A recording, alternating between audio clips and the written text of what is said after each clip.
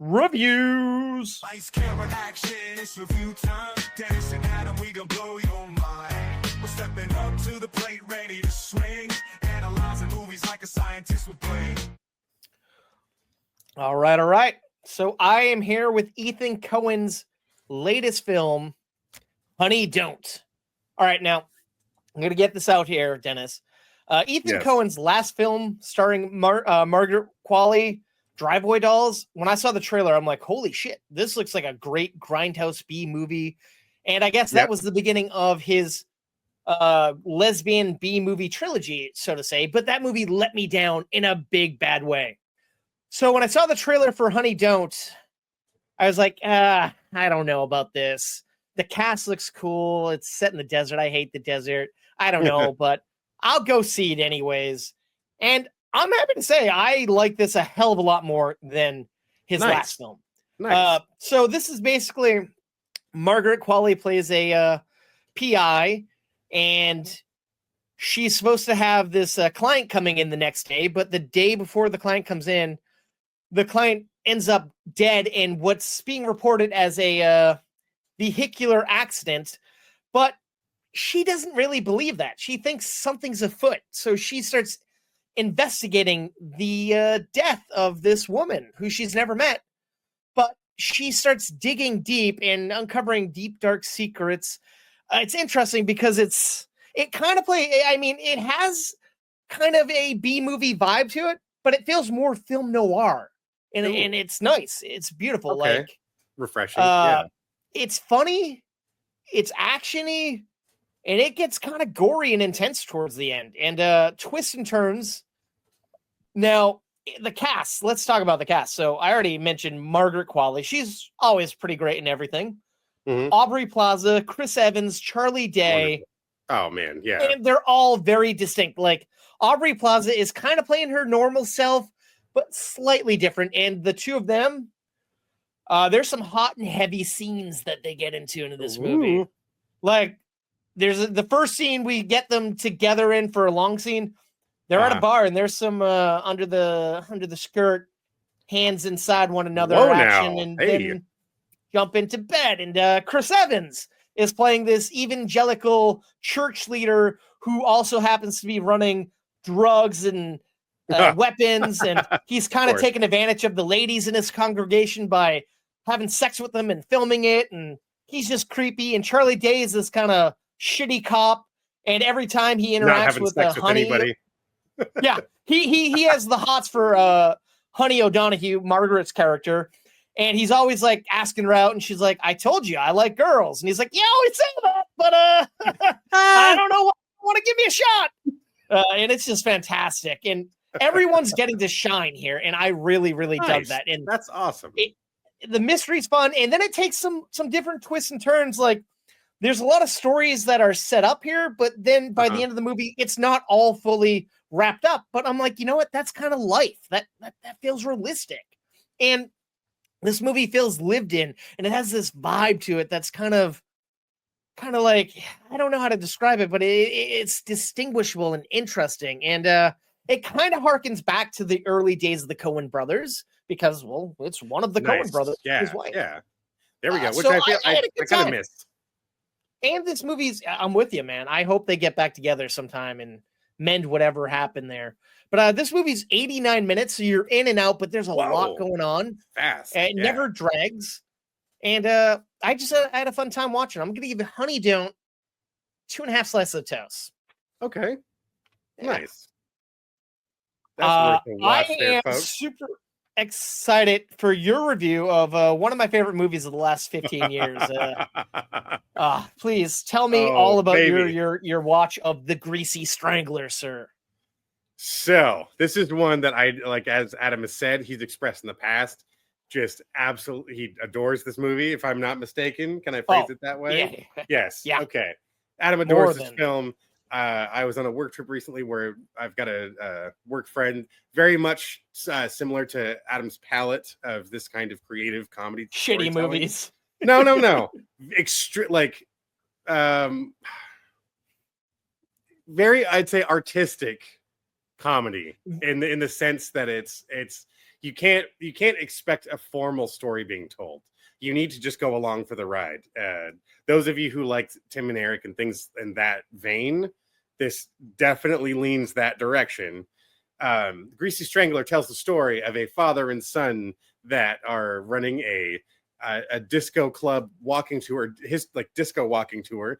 It's the history of various bands and clubs and things around town, around LA that you would have frequented, that you quickly start to digest. This is all just made up bullshit. Oh damn it! Now I can't think of the line. Bullshit. Bullshit artist. Bullshit artist. Bullshit artist. King Penguin bullshit artist. So during one of their tours, this beautiful young woman attends the tour, and she's so intrigued by what's going on, and is totally not turned off by the fact that everyone else in her tour group was murdered the night after the tour. Come to find out, there's someone in town that seems to go by the name of the Greasy Strangler and strangles people to death while covered in grease. And not greasy enough. Just not greasy enough. It's like, Dad, you can't add any more oil to these dogs. You need to put some more grease in it. This isn't. So, okay. This is not a movie for everyone. Right out the gate, I can tell you that. But there is nothing wrong with that. To be honest, I love getting surprised by the weird and the wacky, and this definitely lives up to that. Being at like almost exactly 90 minutes or something, it moves actually pretty quick. The performances are exactly what, like, once you get a flavor for it in the first 5 minutes, you're like, okay, this is it, right? This is what I'm expecting. What I get surprised by is the director even works against you in that regard when they start throwing in random things that break the mold of the film itself that you're watching. After going to the disco club one night, Ronnie, all of a sudden the spotlight shines on him as he's dancing in his fucking with his pointed dick that you constantly see throughout the movie. One of my favorite shots, by the way, throughout the whole film was when we would cut to the car wash and the things are just and then just beating him in the face as he's cleaning the grease up. There's so many just little fucking moments. Talk about hot sex scenes too, man. Oh my god. Am I doing it right? Tickle the butthole. Am I doing it right? I don't know if I'm doing it right. Can you tell me if I'm doing it right? It's so fucking weird, but it's the kind of weird I really enjoy. Now, one thing that I love the most that still sticks to me to this day, besides bullshit artist, the score, just that nonstop techno song that plays the whole. I love that score because it's not retro, but again, that's what makes me feel like I'm watching. Like if Adult Swim were to ever show a feature film uncensored, unedited, this would be something. It would make perfect sense that would live in that catalog. And and I know I keep making that comparison, and I hope I don't offend other purist fans of this director and stuff, but it's like there's not a lot of places where people who appreciate this kind of comedy, this kind of humor, can go to enjoy that sort of thing. So it's very impressive that they got this thing made, distributed, but all for the better, because I think there needs to be a lot of this. Not a lot, but there needs to be more of this, like, I'm just going to make this thing and essentially commit to the joke, like never let off what voice you're making it in. That ridiculous wig she was wearing the whole movie, and it was fun. I will admit there was a couple points where I did feel like it did slow down too much, where they kind of let the characters talk a little too long. But I get that also being the joke of like forcing the audience to endure this, like, oh my God, can we just get to the next scene? And no, just drags. I'm all about the ropes. It's usually 6 or 7, but that dribbly clear shit. I'm just like the foulness followed by this kind almost heartwarming care between some of the characters who are this blossoming love interest. But it's so fucking weird, but I like it. I genuinely had fun watching it, but it has some rough points to it in that. And I'm purely talking. As short as the movie is, there's a few things I think could have been slimmed down slightly. Sure. But I dug it, man. I'm so glad I watched it. Like, and funny enough, so Valid like passed out on the couch behind me, and I'm sitting on the floor, and I'm like, all right, she's asleep. I'm gonna start this thing. She'd like sit up, turn over, look. Oh, and then she fall back asleep. And then this morning, she's just like, I know you were watching that movie, but every time I looked at that screen, I just thought, what the fuck is this? Yeah. But that's it. Yeah, like, if you think that's bad, dude, back when this finally came out on I want to say it was on Amazon Prime. It took a while, but they didn't fully release a physical media version of it. I was posting about how great it was and how everyone should watch it on Facebook, and I forgot that like older people are on there. My mom apparently started watching it, and she's like, I don't know what that was. Oh my god! And I'm like, yeah, it's not for you. But why'd you make me watch this, Adam? And I'm like, I wonder how long she watched. It can't be that long, but she does give movies a chance. I got something important to tell you, and he farts in his face. That's funny that you do make that distinction about Adult Swim, because I believe the director has done some Adult Swim shows, or at least directed some, maybe perfect sense, because it's that pacing and it's that humor that I feel like it's a lot. I feel like a lot of people will just toss it aside as like, oh, that's all stupid humor. It's actually like, it's extremely smart if you got to understand where it's coming from, or like what it's doing. It's easy to brush away what's in front of you, but like this takes a lot of specific effort to pull off something like that. And I got to applaud the everyone involved making that movie, because that's impressive. That'd be one that like it would have been fun to be like on the crew for that one. Oh, dude, 100%. Like after me and the previous three original toasters, went to see this at the I think it was the Cine Family back in the day. Cine Family, and leaving, we had a giant discussion about it, and like they're like, "Oh, that movie's just dog shit," and like anybody could just make anything like that. And I'm like, you don't understand the art and the craft and how meticulous you have to be to make something work to that extent. Like you just don't make that accidentally. That's a finely tuned film. Yeah, exactly. I'll go to my grave saying that. Fully agree with you on everything you just said, because it would be hard to make this movie. Like it is a challenge. I'm kind of curious what the body makeup or the suit was they wore for the grease. Oh, like, it was weird, man. Yeah. And that was, I did love a lot of the food segments and stuff of like, I'm actively trying to think of like, fuck, how would I make that? What would I use to accomplish that? Right. And I got excited. It got that like kind of film school nerd in me all excited again of like, this is one of those movies that makes me want to make a movie. Exactly. It's like if only it was easy to get a budget to make something like that's the dream in my head, man. I'm with you. This is fucked up. We will do it, because someday, it wasn't a big budget, but it had to have a budget. It had money though, but it had money. Oh yeah, it had several locations that were all fully dressed out. Even that crappy house, like they shot the shit out of that house, and they did weird stuff to it that needed like, that wouldn't be free. It wouldn't be cheap, especially if it was owned or someone was living there. Like they would have had to repair things, and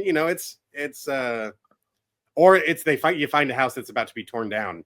That's what I would choose. And then you can do whatever the fuck you want to it before they do it. But now, one other thing that I completely forgot, and then I just remembered right now, that probably won't surprise you, I don't think. But to me, in the time, it blew my mind. You'll never guess. Well, you probably saw it in the credits and whatnot, who one of the producers was. Elijah Wood produced this movie. Oh, is a production company, Spectre Vision. Yes, Shout out to my friend Eric, who brought the film, the title back into the forefront for me, talking about this. Mentioned that too, and it's like, okay, it's clear Elijah Wood has a very interesting sense of humor and a very fun taste in filmmaking and storytelling, given that when he was just in Toxic Avenger. I believe his company also produced the what is it, Black and White we were talking about before recording. Ebony and Ivory. Probably, yep. There you go. That's what I meant. And I wouldn't be shocked if he did the follow-up to The Greasy Strangler, An Evening with Beverly Loughlin, starring Craig Robinson and Aubrey Plaza. and Jackie Daytona himself. I'm blanking on his name. But no, yeah, it's crazy. Like, he has a respect for these movies, Elijah Wood. And if you want to hear a review of the Toxic Avenger remake, go back 2 episodes, episode 220. I gave the review of it, and I didn't get to go see it this weekend again because I saw a screening at Comic-Con. But I'm fully I got my ticket to see it again tomorrow because I want the movie to make money. I want it to succeed so more of these types of movies can come out. Like, I'm excited to see it again. It wasn't a fantastically amazing movie, but it was a great movie, and support these weird. Exactly. Weird movies, that's where I realize my excitement may skew some of your interpretation of what I'm saying. Sure. It's the effort that gets put into making something like this. It's the commitment to following through on something like this. Incredibly impressive. And I don't regret watching it for 1 second. It was very much fun. Am I going to watch it again? I was afraid when you said you watched it, I'm like, probably not. It. Oh no, it was fine. I watched it last night too. Nice. I couldn't take my eyes off it. But I'll admit I started to doze a little bit when a couple of the conversations Ronnie was having was just went on for way too long. But I get that was kind of the joke too. And I sat myself up. I'm like, nope. This is what they want me to. Sometimes that could be funny if you overstay your welcome and just oversay it. But sometimes it can get too dangerous and ride that line of, oh, this is killing itself. Because there's a couple other points they did that in the movie, and it was really funny because of the context of when they were doing it. But when we're just sitting at a dining table and nothing else is even happening, and you expect me to stay engaged, that got a little rough for me. But again, it's not a movie I'd watch once a year kind of thing. But I'm so happy I did finally see it. And again, I love seeing comedy that sort of challenges your palate. So yes, this does that very well. How many slices would you give this bad boy? I hopefully I don't offend, but 2.5 slices. I think it's still a solid movie. You're gonna worry about offending anybody, man. That's the point of the show. Give your take on it, man. For me, it's a 4-slicer, but I totally 100% understand your issues. It's definitely, I got to be in the right headspace, or I got to be ready to watch a movie like this. I imagine if you're like all toked up and get some like a nice like bomb this is or something. It's a 420 movie alcohol. For sure. Yeah, if you just fucked up like me, going sober and have a blast. Let's put it this way: if there's ever a chance you and I could sit in a theater and watch it together, I would fucking do it in a heartbeat. Dude, yeah, it would be something. It's one of those. I have to, because given my other movie I'm reviewing later on the episode, I had to kind of throttle put some things into perspective. But having said all that, I would watch it again. I need time for it to come back. I get it, man. So, it's all good. Yeah. There's some movies that you do and do not need to watch again. And this kind of lives in, I've seen it once land for some people. For me, it's like, I got to watch it again. It's been so long. When you said you watched it, and then I was like, fuck, that was like 2016. That it felt like yesterday when I just saw it, like, because it just lives in my brain, man. Yeah. But I'm happy you gave it a shot. For sure. Speaking of shots, I got a new action film here. I got Darren Aronofsky's latest film, Caught Stealing. All right, so this movie, when I saw the trailer, I was like kind of surprised because it didn't look like an art house style film that we're used to seeing Aronofsky make. Sure, it's interesting. This takes place back in the late 90s in New York City, and there's this kind of bartender who once had a promising future ahead of himself. He was a hotshot baseball player in high school, but him and a buddy were drinking and driving, and he busted his leg. And now he's a bartender, just kind of going through the motions of life. And one night, his punk rock neighbor is kind of fleeing his apartment and asks the main character here, I'm just going to call him Austin Butler because that's who plays the main character. And Matt Smith is the punk rocker. Asks him to watch his cat. And so he's like, all right, I will. And then he notices these kind of shady, like Russian mobsters trying to break into the place. And then they beat the shit out of him. And like so bad that he had to go to the hospital and get stitches. I think they had to take his kidney out.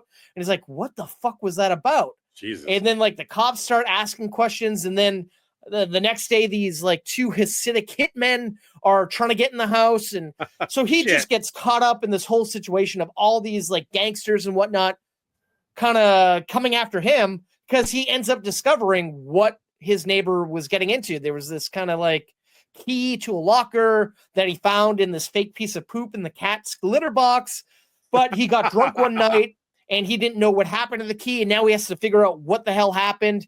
And this movie's funny. It plays as a comedy, lighthearted for the first act. Okay. But then something happens at the end of that first act, and it's like, oh, this movie got really dark really quick. And then it gets gory, and I'm like, I see the Aronofsky coming out in this, and it takes a lot of avenues, and it's... Do I even want to ask if the cat's okay? The cat gets a little hurt. That's what I'll say. Okay. But by God, that might be my favorite enough. part of this movie. This cat is a fucking star. Oh, all right, this cool. cat is prominent. Good. This cat is badass, fantastic. Every scene he's in, he steals. I forget I was listening to something else. This cat was in another movie that was like, now I got to look it up. Caught stealing cat. But because I saw like he was in, I saw like videos of him in the premiere coming in like a little Hot Wheels car that they drove him in. I'm like, that's awesome. Okay? But I guess you got to find the name of this cat because I think I just found it. I think it's Tonic the cat. I think I gotta look this up. Oh, that's a badass name for a cat. Yeah, the cat actor. Okay, I'm looking this up now. He's got his own IMDb page. Let's see what he's in. Okay. Sick. He starred in the Pet Sematary reboot that came out back in 2019. Oh, wow. And he was also in that Eli Roth Thanksgiving movie. So, I mean, not big, but... This cat has been acting for a little while then. It's a well-seasoned cat. Tonic. And you can see it, man. He plays so well. One of my favorite actors in the movie. Like, this cat was so dang delightful. So when you did see the cat get a little injured, it's like, oh, man. And there's so many things. When you introduce a cat in a movie, an action movie, a movie that gets very dark, you start fearing for the cat. I'm not going to spoil anything here. But the other cast here, we got Zoe Kravitz, you got Liev Schreiber, Vincent D'Onofrio, Griffin Dunn, Regina King, and surprisingly, really good actor here, Bad Bunny. Like, all these actors are killing it. And like we talked on episode 221 about Matt Smith being in a villain in Starfighter, and you're like, yo, he's really good as a villain in House of the Dragon, and he was great as a quasi villain here, but more of a weird like British punk rocker with a heart, but also kind of gritty. He's got a range, man. I'm a fan of Matt Smith. I've only seen 1 or 2 episodes of his Doctor Who, but he was great in that. So I wouldn't doubt. And to see him with a mohawk and everything, it's crazy, man. The rest of that cast is killer. And Zoe Kravitz is phenomenal in this. And I know we're joking about Austin Butler and the whole Elvis voice, but he was great in this movie. I wouldn't doubt that. He is extremely talented. Please don't get me wrong, Toasties. I was poking fun, but that's all it was poking fun.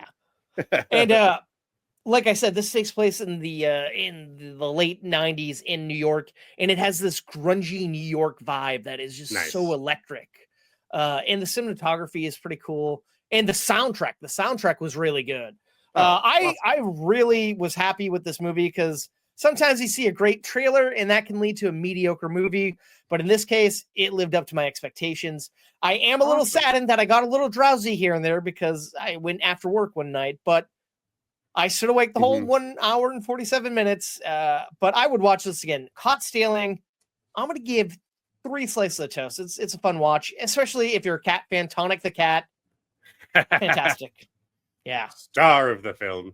And Bad Bunny, man. Bad Bunny is really good as a chilling bad guy.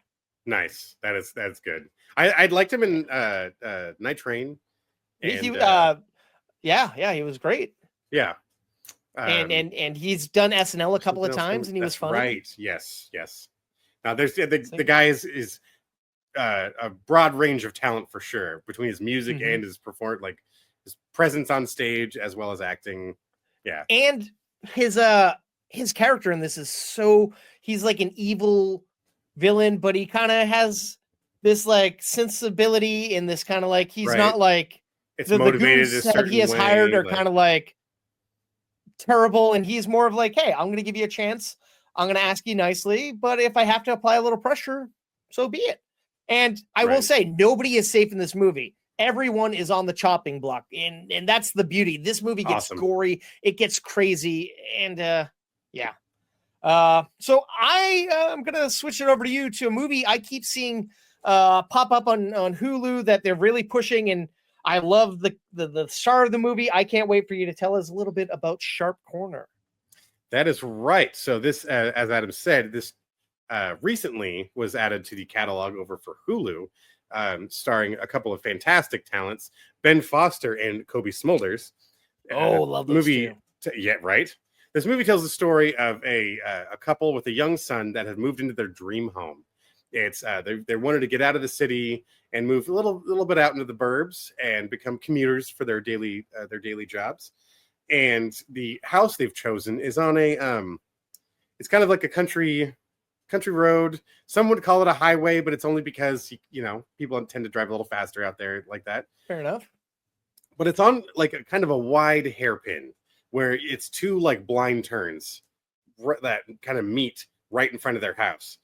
And the day they move in, this car comes flying off the road, smashes into their tree, ejects one passenger, driver's killed on impact. Yikes. One of the wheels flies through the dining room window and about takes out Ben Foster and Kobe Smulders in the middle of them having sex on a yoga mat. And it is so shocking, and they're so taken aback. Ben Foster's character works for a tech company, whereas Kobe Smulders' character is a therapist, mainly a family therapist or group therapy is where specialty lies. And it is a slow burn. It becomes apparent Ben Foster's timid character seems to, beneath the surface, resents the fact that the guy he trained 2 years ago the guy who joined his company 2 years ago that he trained is now just become his boss. He's fine with, but he's fine with it. It's okay. This of course, is just how it goes. And but that's his whole attitude the entire time. Is he's very very soft spoken, and then his wife is finally like, "Why aren't you mad? And then this event occurs, and it becomes clear this passive emotion he's built up, at least the way I interpret it, is now manifesting in, well, I need to do something about all these cars flying off, because over the course of the film, 3 more accidents occur. Oh my God. And he becomes increasingly more and more obsessed with what's happening. Like he starts doing these Google stalking deep dives of the names of the people who get involved in these accidents. He's trying to maintain his relationship with his son, whereas his wife is recognizing, like, you're distancing yourself from everyone.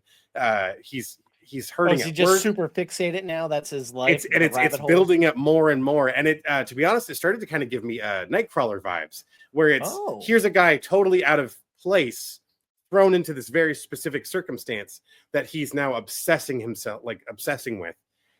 But a toned down, not quite as over the top as Nightcrawler was, but it is so intriguing. And I liked, it was just the right amount of feeling uncomfortable with every step closer he would take, to the point to where you're like, is he going, you start to fear for the fact that, is he going to try to help these accidents occur? Because he so desperately wants to be the hero. He wants to save the person in the car. Interesting. And it becomes kind of this emotional conflict between him and his wife and his son, his coworkers, his friends, and himself, really. And Ben Foster is a gem. That guy is talk about someone who can do any genre. Yeah. He's intense, he's funny, he's quiet. Oh man.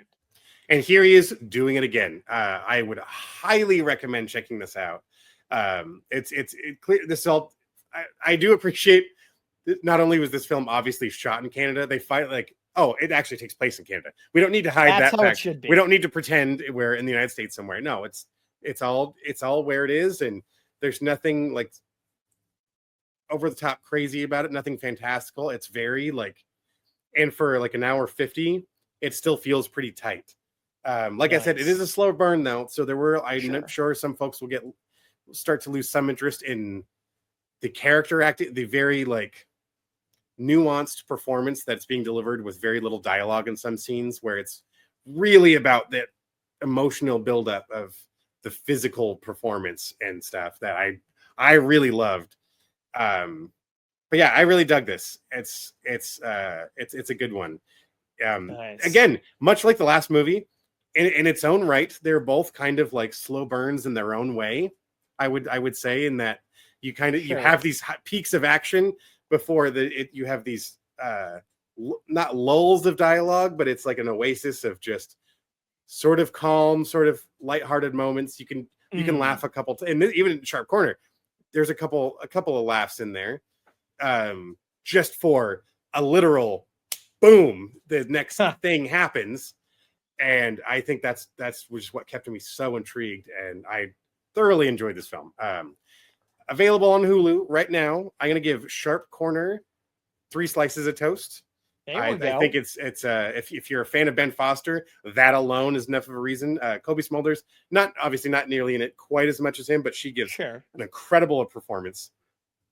The chemistry between them is fantastic, and it's a rather contained film. Most of it takes place at this house.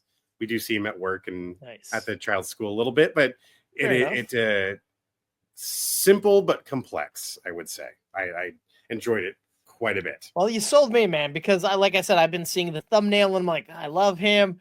Yeah, interesting him in a chainsaw. What could this be? Yeah, and everything you said sounded pretty top notch. So I think you dig it. I think you dig it. I think so. Yeah. It sounds like that fine line of comedy and kind of tense drama. Not drama, but well, I would say it does lean more towards the drama than the comedy, but it's one of those you do get those little. But I mean, I feel like it probably has a little bit of a dark edge to it, comedy-wise. Yes. Oh, yes. It's his performance definitely leans that direction of you expect bigger reactions out of him, but he just seems so he's very quiet, and to the point where there was one scene we had to try to turn up the movie a lot just to hear what he was trying to whisper to his wife, because you got speakers going on in your house. And shit, and it was that's wait, crazy. is it what the fuck is going on? Only to realize what we're doing here, as you might be able to guess. Get you leaning in towards that's the speakers. A nice performance. It is toning yourself down where most people would go higher. That's why you hire a Ben Foster. Oh my god, yes. And it's yet again Ben Foster's nailing it. The crescendo of the final scene, you have these mixed feelings of whether or not is this the final scene I really wanted to see, much like Greasy Strangler the night before. It's wait a minute, is this the place I wanted to land? I mean, I'm here and I'm enjoying it, but wow. Right. But for the right reasons. I liked that about both films, of just fair enough, the rug getting yanked out from underneath, and oh damn, okay. Yeah. So that's Sharp Corner. All right, well, I'm looking forward to that, man. Cool. I have one more movie here. Let me get into it. Sorry. All right, so I have The Roses. Nice. This is, of course, a remake of the classic cult comedy War of the Roses, which now that I'm going back, I don't think I ever saw, because I always thought that was a movie about a war, and I thought it was a depressing sounding movie. Not a Danny DeVito directed comedy. Okay, sure. But so this is a new reimagining, and it stars Benedict Cumberbatch and Olivia Colman as husband and wife. I'm really jumbling more words here. Let me start over again for the audio version. Let's cut and chop that. I got War of the Roses. This is a remake of the classic comedy War of the Roses, a movie I've never really seen. But this is a fresh take. You got Benedict Cumberbatch and Olivia Colman as a husband and wife, and we watch as they first meet and fall deeply in love, and then we watch as they grow older and kind of start resenting one another, because Benedict's character is this hotshot architect, and Olivia's more of a stay-at-home mom, but she makes all these extravagant desserts and foods for her family. And one day Benedict decides, hey, I'm going to buy a little restaurant for you. You can do whatever you want. She decides to open up a crab restaurant called We've Got Crabs. And one day, all of this changes. The power dynamic changes, because he's finally opening up this big, huge museum. And then there's this giant storm that hits their town, and that museum just crumbles and gets destroyed. And then essentially people are kind of routed off the highway or the freeway, and the only place to go is her restaurant. And then this food Okay. critic happens to be there, and she gives a rave review, and everyone flocks there. And essentially, she becomes this breakout celebrity restaurateur, Oh, and he kind of becomes a laughing stock and becomes a stay-at-home dad. And the two of them have different parenting styles, and they start resenting each other. Now that happens very slowly, the resentment, but all their friends are always like calling it out. They're like, "Oh, you guys don't really, are you guys okay? You don't seem fine." And I'm like, yeah, I mean, they seem normal to me. Maybe I just don't know normal relationships. But over time, it's like, okay, now I'm seeing this now it's okay. bad. But it's a very slow burn, and it's weird because this is done by Jay Roach, fantastic Oh, comedy director. yeah, yeah. Meet the Parents, Austin Powers, so many Uh-huh. fantastic films, and powerhouse cast. Besides the main two, you got Kate McKinnon, Andy Samberg, Allison Janney, Zoe Chow, Jamie Dumartru, so many other great actors. Jeez. And Yeah. this movie is only an hour and 45 minutes, but it felt so long. And it had fantastic cinematography. It looked like it had this Mhm. weird high frame rate, and it looked stellar and beautiful. Oh, And okay. where they live, it has these picturesque views, and it was beautiful. And I love the dark British humor that these two have. Like, these two together are like magnificent. Like, I'm not normally That's a huge awesome. Olivia Colman fan. I'm kind of mixed on Benedict, but in this, they both get to shine, like, and do stuff I've never seen them do before. And together, it's great. But then we got their friends, and their friends, they don't really like their friends. And I'm like, well, why are they friends with them? And I feel like the friends are just kind of blah, boring, waste of space, waste of time, Oh, just really? fillers. And like Kate McKinnon and Andy Samberg are a married couple, and their marriage is on the rocks, but nobody ever calls that out. And Kate's always hitting on Benedict. And at first it's like, oh, this is funny, but then they just overdo the joke every time we see it. Oh, And it's fair like, enough. I wondered because I saw a lot of ads for this on Reddit where they were doing these like, and here you meet, and it was like highlighting Kate McKinnon's character, a bunch of her lines, and it mhm. felt like all the lines they were highlighting were like the Yeah. same tone over and over and over again. Then same thing, I saw a batch of Andy Samberg. He was Well, kind of I'll give telling a Andy Samberg, similar. he's doing a little bit more Okay, mind you, acting and a this little was the different. ad, But so yeah, I yeah, yeah. obviously I was not getting the Yeah. full range, but I was curious And why then it these, was only for those two, but not for Olivia Colman and Benedict Cumberbatch. yeah, I don't know, but like it's just odd. Like, and then there's other friends who like Mhm. I do know from other things, and I'm like, they just feel pointless. These characters, I don't know. Huh, And it that's too just bad. it didn't do it for me. And this is interesting because a lot of people have been very interested in this movie and looking forward to it. I'm like, Yeah.